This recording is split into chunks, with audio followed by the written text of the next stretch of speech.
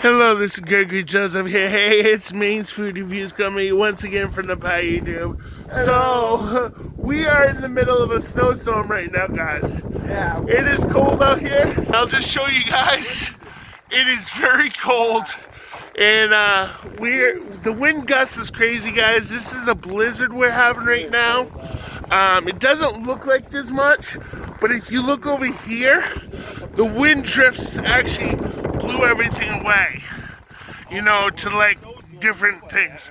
So the snow's blowing this way, you can see, and then people are plowing right over there, no visibility over there pretty much. And over here, no visibility. And it is freezing out here, guys. Chris is like cold. Oh, the visibility's cold. Anyway, guys, it is freezing out here. It's like 17 below. If you can hear that, it's crazy. Chris is trying to walk out there. Chris, try walking out. It's really cold, guys. And this is definitely cold.